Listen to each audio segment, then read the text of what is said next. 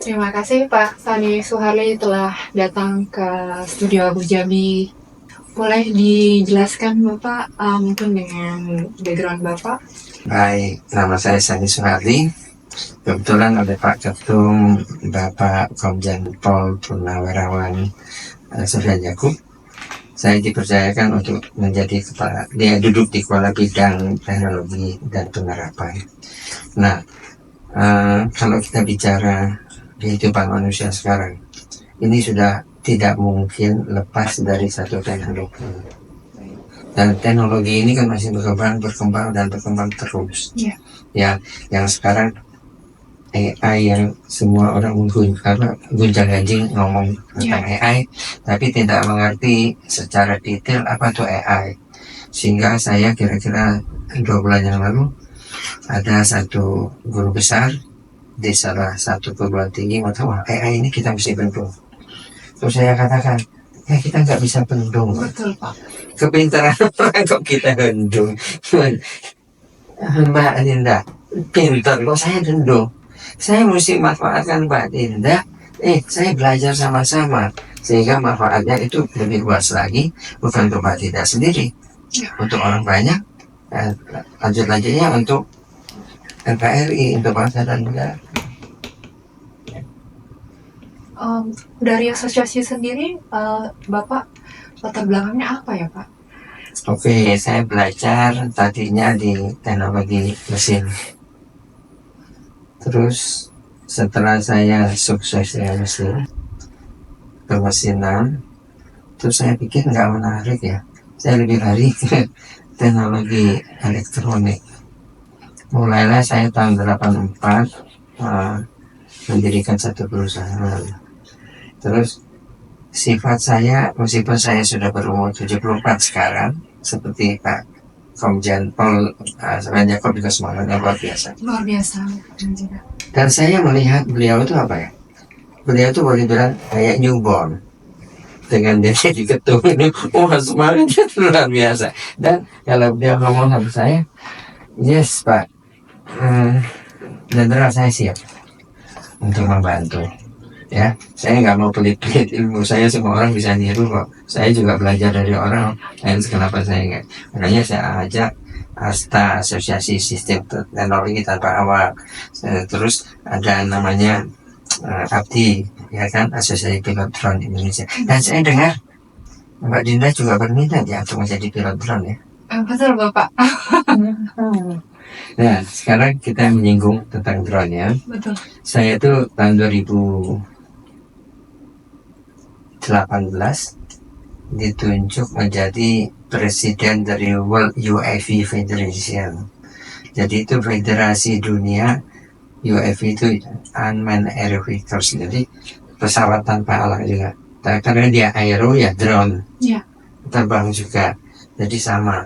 ASTA itu juga dulu lahirnya itu dari pemikiran bahwa di Indonesia juga harus punya asosiasi yang berjiwa Indonesia, yang harusnya di Indonesia. Nah, saya itu ditugaskan, pusatnya itu di Tiongkok, di kota Shenzhen. Seperti sekarang diketahui, industri drone ini 1 tahun berapa Mbak? Kira-kira nggak tahu ya, saya kira 40 miliar dolar. Industri drone sendiri Pak?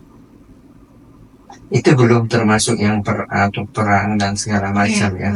Itu untuk fotografi, pemetaan segala macam. Nah, waktu saya masih muda, kalau mau bikin peta di Irian, itu mesti pakai pesawat peta. Pesawatnya terbang, melihat. Sekarang kita nggak usah lagi, sudah pakai drone. Ya, drone sekarang ini yang terakhir itu mungkin saya nggak, karena saya ketua presiden Asosiasi Drone Dunia di Indonesia, udah bisa terbang kira-kira 3.000 kilometer bolak-balik. Luar biasa ya, non-stop tanpa di-fuel ya. Terus bisa terbang di ketinggian sudah 10.000 kaki, sama dengan pesawat terbang. Nah, terus bagaimana mengatasi supaya yang tabrak dengan pesawat terbang tadi, dia nanti pindah sendiri, ada alatnya, dia pindah sendiri, dia nggak akan pakai jalurnya pesawat terbang. Terus drone sendiri saya mungkin sudah dijelaskan oleh saudara Asa, sudah sekarang banyak sekali dipakainya. Kalau di Tiongkok itu sudah ngirim parcel. Iya, betul. Ada cita-cita dari Pak Ketum juga mengatakan, kalau di daerah bencana kan kita kalau ngirim obat-obatan, ya kan, Iya. langsung nyampe. Ya, diharapkan di tempat kecelakaan bencana itu kan ada dokternya, sehingga dia perlu obatnya. Nah itu sekali itu penyampai. Saya baru pergi ke Tiongkok di daerah Tibet, Ya. itu 3.000-4.000 meter di atas permukaan. Kami cuma mencapai 3.400. Ya, itu udah nggak bisa bernapas karena oksigennya hanya 20%, tipis sekali. Jadi kita jangan coba-coba karaoke di sana. Kita juga bisa jatuh. Padahal kita juga bisa pingsan langsung. Ya. Nah, tapi drone itu fungsinya bagus sekali. Dia bisa terbang ke ujung-ujung untuk mendispro obat-obatan, sayur-sayuran, segala macam itu udah bisa dibawa drone. Jadi kan ingat mobil listrik sekarang? Iya. Tesla udah bisa nyetir tanpa orang kan? Betul. Jalan sendiri kan? Iya. Ini sama, drone itu udah sana sendiri. Terus drone yang akan ada penumpang nanti ya, ada salah satu yang terkenal, saya nggak boleh nyebut namanya, nanti promosi.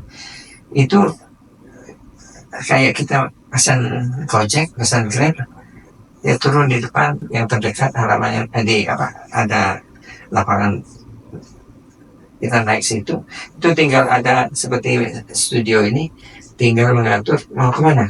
Itu that's next future gitu ya Pak ya? Nowadays already dipakai, cuma dalam tahap percobaan ya. Tapi saya kira nggak lebih dari 3 tahun lagi udah bisa. Yeah, that's what I heard juga sih Pak. Yes, dan everybody expecting kan. Yeah. Ini suatu exciting suatu tempatnya. Oke, kembali ke saya lagi. Saya ini kebetulan suka belajar terus. Jadi kalau mau tanya teknologi apapun bisa. Sekarang orang cuma tahu misalnya CCTV. Iya. CCTV pasang 1. Sekarang pasang CCTV itu sangat mudah loh. Saya oleh Pak Ketum mengatakan, coba bicara sama Polda. Bagaimana kita memasang CCTV di gang-gang. Iya, betul. Ya kan, dengan demikian kan orang takut kan. Iya. Wah, ketahuan loh. Iya. Apalagi pakai AI, face recognition. Iya. Kalau udah gak jari-jari. Nah, face recognition ini menarik, Mbak Dinda. Apakah cuma mesti lihat wajah saya? Wajahnya? Enggak. Gestur tubuh pun dia udah bisa nangkep. Iya. Seorang gestur tubuh itu jalan, lenggoknya, jalannya gitu. Itu udah bisa mengenal itu Mbak Dinda atau Sani gitu. Hebat ya? Iya. Jadi nggak bisa dengan demikian kriminalitas itu bisa menurun jauh. Dan negara kita apa? Ya kayak di Shanghai ada kamera katanya 1 juta kamera, 100 juta kamera. Ya. Nah di Jakarta baru berapa? Tapi kita bisa nggak bikin 100 juta kamera di Jakarta? Bisa. Sekarang murah sekali. Sekarang ada kamera yang lainnya 4K, masukin SIM card, terus nggak pakai listrik lagi, taruh di luar, asal kena matahari dia jalan. Mau coba nggak? Oh, boleh Pak. Saya kasih coba ya, nanti supaya kok ekstra ya, bagus ya, ya. Nah, tetapi saya tidak hanya menjual, bagaimana mendidik masyarakat Indonesia, anak-anak muda itu supaya dia bisa memasang, dia dapat upah. Ya kan Mbak Dinda nggak mungkin dong naik ke atas untuk masang kan. Ya Mas, pasangin Mas, nanti setelin aku ya. Berapa 1 titiknya 200.000. Alhamdulillah dia kan dapat. Iya. Dari situ kita memberikan pendidikan, edukasi ke anak-anak yang di kampung-kampung. Ini menarik loh Pak, membicarakan tentang kenapa di Indonesia belum ada itu Pak CCTV di daerah-daerah seperti itu. Karena saya pernah tinggal di London Pak, dan itu tulisannya bahwa smile you're on CCTV begitu. Itu sudah dari 12 tahun yang lalu Pak, bahwa di London sudah seperti itu gitu. Dan pertanyaannya juga kenapa sih Pak kita kok belum bisa gitu Pak? Itu mungkin 25 tahun yang lalu London. Terus Dia mulainya London ini karena banyaknya kidnapping. Ya. Banyak kidnap, terus banyak orang kalau di Underground. Hyde Park segala Iya, betul. macam itu lagi pacaran dirampok, maaf ya. Nah akhirnya dengan konsensus ibu-ibu segala macam tadinya bule ini kan selalu mengatakan this is my privacy. Ya. Gak bisa. Ya betul. Tapi today apa sih privasi saya? Apa privasinya Mbak Linda? Iya. Mbak Linda pakai handphone di mana-mana juga orang tahu di mana. Terus satu handphone. Terus kredit card, debit card, kiris, tahu Mbak Linda tuh belanja di mana. Nah, mengenai privacy itu ada negatif positif. Oke, seandainya Sani dituduh membunuh orang di ruangan ini, ya kan? Iya. Gimana saya bikin? Alibinya. Ya, gimana saya bikin alibi? Iya. Alibinya. Nah, masalahnya kebocoran data itulah yang harus kita jaga. Maaf ya, kemarin kan baru-baru ini di Indonesia 3-4 bulan yang lalu heboh berapa juta yang hilang. Nah, kalau Mbak Dina lihat di BSSN, buka aja di Google. Kalau saya nggak salah ingat, saya ingat ya, tahun 2020, 2001, 2002, 2003, baru sampai kemarin, itu tiap kali kenaikannya itu 800.000 percobaan fake yang tadi. Terus tahun 2023-nya jadi 1,6 juta. Tahun 2024 sudah jadi 4,3 juta. Kalau hitung per detik, 1 detik itu mungkin ada 10 kali pencobaan untuk menjebol satu data. Itu luar biasa. Nah, terus kita lihat kembali lagi, kalau gitu kita jangan pakai mobile banking, nanti kita dijebol. Saya tanya lagi, kemudahan mobile banking itu luar biasa kan? Betul. Apakah Mbak Dinda mau ke bank tiap kali asal mau ngirim 100.000 atau 100 juta? Kan enggak mungkin kan? Iya. Jadi kemudahan ini mengalahkan ancaman sebetulnya, ya kan? Saya baru diajak bicara mengenai bagaimana security tentang food security. Jadi security itu enak sekali. Jadi saya bilang sama Pak Ketum, Pak Ketum, Bang Abu Jabi ini bisa masuk di semua sektor sebetulnya. Food security salah satu contohnya. Ada yang namanya makanan jenisnya food grade atau tidak, itu udah food security. Kalau dia bilang halal, tidak halal, itu udah food security. Dan itu menyangkut religion ya, tapi ya, Muslim punya religion. Tapi itu security. Bagaimana kita tahu halal nggak halal kalau misalnya kita nggak yakin sistem prosesnya, bahan bakunya apa? Menarik kan lihat ini, ya. Terus ancamannya, bisa nggak makanan? Nah, oke. Suka makan coklat dong, suka makan namanya brownies tuh, coklat. Tapi coklatnya macam-macam. Ada yang namanya fake coklat. Nah, coklat pun ada yang fake, keju pun ada yang fake. Wah, itu menyangkut kehidupan manusia. Jadi kalau bicara security ini bukan cita-cita saya di Abu Dhabi ini sebagai kepala bidang, bahwa di Abu Dhabi ini nanti timbul satu kelas yang tinggi yang bisa dibanggakan, bahwa tidak semua BUJP itu jelek, tidak semuanya BUJP itu tidak bisa mengikuti zaman. Makanya saya selalu mengatakan pengamanan itu, kalau moto saya, guarding with technology. Guarding with technology. Ya. Wah, Bagus ya. bagus sekali ya Pak. Ya kan? Iya. Oke. Terus dalam hidup saya yang sekarang sudah 74 tahun, saya selalu punya innovation never ends. Innovation dan Kalau kita sudah terkapar pun otak kita masih jalan. Kalau kita nggak bisa bergerakkan tubuh kita pun, otak kita masih bisa jalan. Terus yang paling penting dalam hidupnya adalah communication. Setuju nggak? Setuju. Communication dengan ayah, dengan ibu, dengan saudara, dengan suami, istri, pacar, dan saya, itu communication. Through the communication, everything will be fine, will be solved, and semuanya jadi bagus. Miskomunikasi sangat berbahaya. Nah, jadi teknologi juga kalau diterapkan dengan teknologi juga berbahaya. Ya, ayo mau tahu apa lagi? Apa lagi yang saya mau tanyakan? Mungkin tentang AI tadi sudah kita bahas ya Pak ya. Face recognition sudah. AI bukan hanya face recognition. Face recognition itu bagian dari AI. AI itu sudah menyangkut. Nah ini, saya tadi tunjukkan, tidak boleh sebut namanya ya. Ini sudah AI banget itu. Kita ngomong seperti ini dia langsung keluar teks. Saya nggak rekam, saya lupa. Ya, itu sudah AI. Nah, terus face itu bagian dari identification. Itu benar-benar very accurate. Kalau orang lagi lebih jauh lagi ada DNA kan? Iya. Ya kan? Sampai baru-baru ini orang mengatakan, itu orang tampangnya Arab, tapi DNA-nya China. Itu siapa? Mata Naswa. Iya. Naswa Siwa. Iya. Itu DNA-nya lebih banyak DNA China. Bukan Arabnya Pak. Nanti saya kirim ya wawancaranya. Oh, oke. Terus ada lagi Krishna tadi, orang Chinese kan? Iya.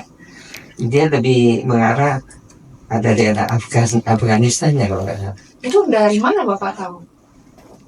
Dari news. Masa saya tahu? Saya nggak tahu, dari news. Kalau news ngomongnya misalnya yang wawancaranya misalnya ke Andy, ya benar lah ya. Iya. Harusnya benar ya, kan kalau ke Andy masa kan. Iya, betul. Misalnya yang wawancara top.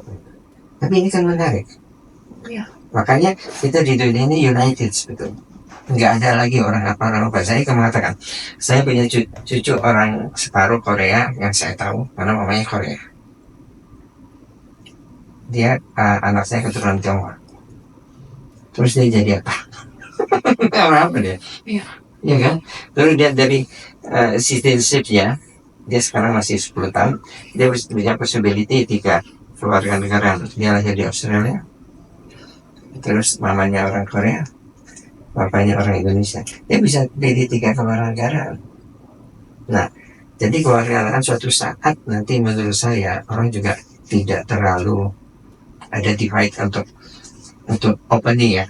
Ngopenin itu nggak ada lagi. Pokoknya ini kita united di dalam satu negara ini. Is that so? It's so sure. Who are you? Who am I? Karena saya masih sangat-sangat kita masih sepertinya masih diskriminasi tuh Pak. Agree nggak tuh dengan paspor hijau kita atau bagaimana? Who made that one? Siapa yang bikin itu? Kan kita sendiri. Try to be fair to everybody. If not, you are not fair for yourself. You are not fair for yourself. Kamu nggak fair dengan kamu sendiri. Kalau kamu nggak bisa terima orang. Ya jadi bagi saya nggak ada siapapun, masa depan itu adalah anak-anak muda ini. Dan saya selalu mengatakan, saya udah tua. Saya ketua lansia Jakarta. Indonesia sekarang life expectation-nya itu alhamdulillah perempuan itu 71, lelaki 69. That's a phrase. Mbak Diana bayangin aja. Dan saya baca di Jepang itu ada 100.000 orang yang rata-rata umurnya 100 tahun. Dan they are still productive. Yeah. Nah, tua itu apakah kita harus seperti Pak Sofian semangat banget? Iya, betul. Ya kan? Jadi ada waktunya, ada kondisinya, ada situasionalnya yang buat kita semangat. Itu yang saya nggak pernah habis. Saya baru pulang dari Taipei kemarin. Dan insya Allah 25-26 saya bisa dipilih untuk jadi Governor Indonesia, orang yang terbesar untuk Rotary Club. Pernah dengar Rotary Club? Belum ya? Belum. Nanti naik kopil ya. Yeah. Rotary Club itu adalah perkumpulan sosial yang terbesar di dunia untuk membantu orang. Pernah dengar anti stunting, anti polio, segala itu semua dibuat didukung oleh Rotary Club dengan dana 400 juta dolar setahun. Wow. Itu Dan Bapak akan menjadi Rotary Club governor saya paling besar di sini. di Indonesia. 2026. Saya sudah membantu baru-baru ini di Wonosobo. Saya membantu 220 keluarga. Mohon maaf, kebetulan semua Muslim. 1.000 orang jiwa bisa dapat MMC, minum, mandi, cuci dengan air yang lebih kristal dari air aqua dari gunung diambil. Itu buat siapa? 34 tahun saya mengabdi di Rotary Club. Sekarang perkumpulan sosial yang saya pegang Rotary Club, lansia, terus ada gereja yang saya bangun, sangat dekat dengan keluarga Muslim. Semua orang, Pak Sani, saya bilang saya ada di sini karena kamu terima saya. Nah, jadi itu satu kebahagiaan. Ada kata-kata memberi orang bahagia, kamu bahagia juga. Ya, betul. Setuju ya saya kira. Ya. Ya, jadi nggak ada pelit-pelitnya kita. Di teknologi, bagaimana kita dengan teknologi bisa mensejahterakan orang. Tahu nggak? Saya nggak boleh ngomong di sini, tapi penduduk Jakarta ini yang menerima air pump itu berapa orang? Sangat kecil. Terus kalau mereka nggak terima air pump, mereka harus minum dong. Mereka nggak bisa beli apa dong? Ya nggak bisa. Mereka pompa katanya itu bikin tanah turun. Tapi kalau dia nggak minum kan mana bisa. Jadi kalau saya bilang make everybody happy, dan saya harap bukan hari ini kita ngomong, kita bisa ngomong di mana aja, bukan di podcast ini, nanti dimanapun. Nanti kita canangkan karya anak bangsa bagi negeri. Baik, Pak. Ya, luar biasa kan? Luar biasa. Bukan ya, saya Pak bilang Sani dong. Suharli. Bukan saya itu. Terima kasih waktunya Pak Sani Suharli untuk kedatangannya di Studio Mujabi.